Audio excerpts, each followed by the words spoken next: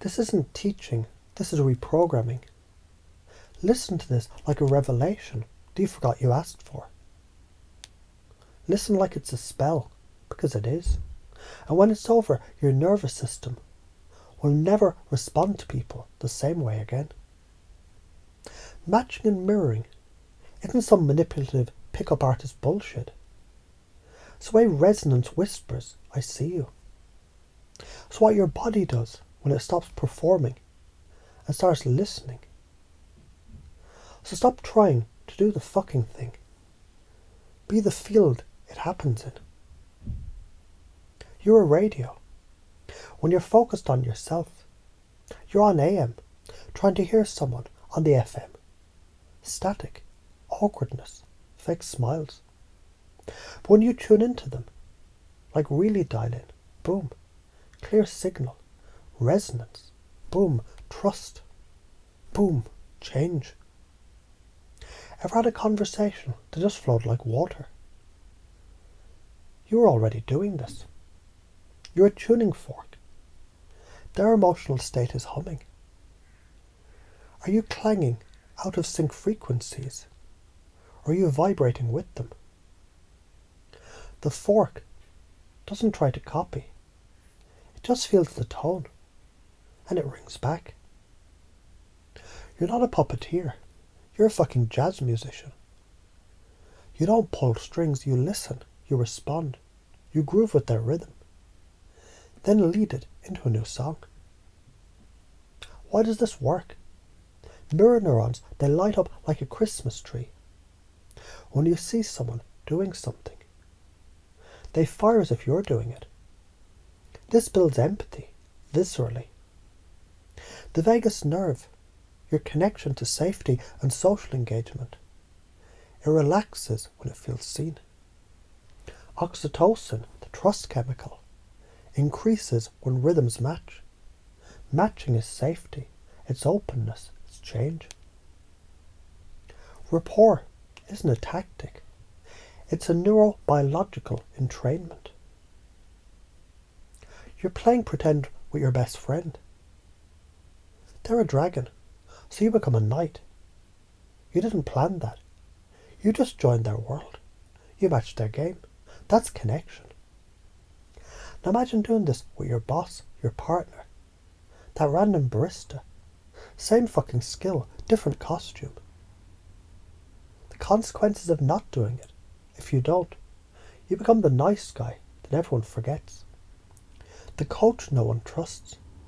The partner that always seems slightly off. Why? Because people don't trust what you say.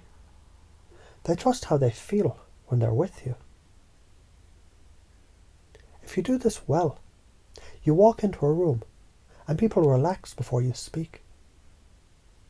You sell without trying, coach without effort, seduce without scripts. People open to you like flowers to the sun, because your presence is the light.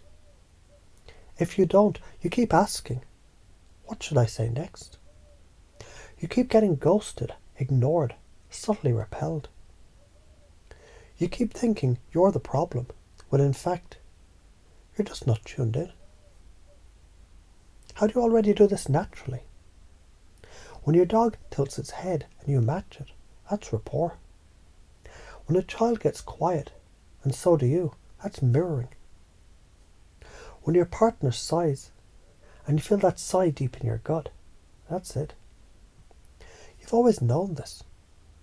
I'm just reminding your nervous system. How can you do it in new ways? Breath matching. Match their breath for 10 seconds. They won't notice. They'll feel it. Posture echo. Subtly shift your body to mirror theirs. Not perfectly, just rhythmically. Vocal pacing. Match the tone, speed, volume. Speak with their tempo, not at it. Word reflection. Use their words, not yours. That's the language their subconscious listens to.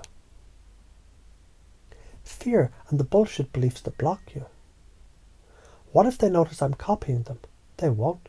And even if they did, it feels like flattery, not mockery. It feels fake. What's fake is pretending you're not already wired to connect. What if I get rejected? You're already being rejected for not connecting. So why not at least show the fuck up? Confusion is a portal to change.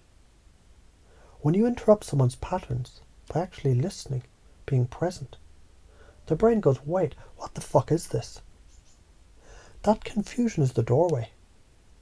You then pace their belief and lead them into a new one. You say, I get why you feel stuck. That's a match. And maybe it's not because you're broken, but because you're bored with your old story. That's leading. They follow. Because you were already walking beside them. Break the patterns that drain us. Over-explaining, needing approval, focusing on sounding smart. Talking at people, not with them. Living in the mirror of your own fucking anxiety. Interrupt that shit. Start with, what's it like to be them right now? Then breathe, match, echo, feel. That's the goddamn doorway. And you're the key. Pace the experience. You feel overwhelmed. Pace the belief. You probably think, so it's going to be this way. Pace the identity. You've always been the one who had to figure it out alone. Then lead. But maybe, just maybe, connection is the part of you that remembers. You're not alone anymore. Every time I focus outward, connection flows inward. The more I forget myself, the more others feel safe to be themselves. Presence is not a technique. It's my native state. I'm not here to be interesting. I'm here to be interested. When I see them deeply, I unlock them unconsciously. You are not a manipulator. You're not a technician. You're not learning NLP. You're a harmonizer of the human field. A mirror priest. A tuning fork of truth. A resonant motherfucker walking into rooms and waking people up with your stillness. Now go be that.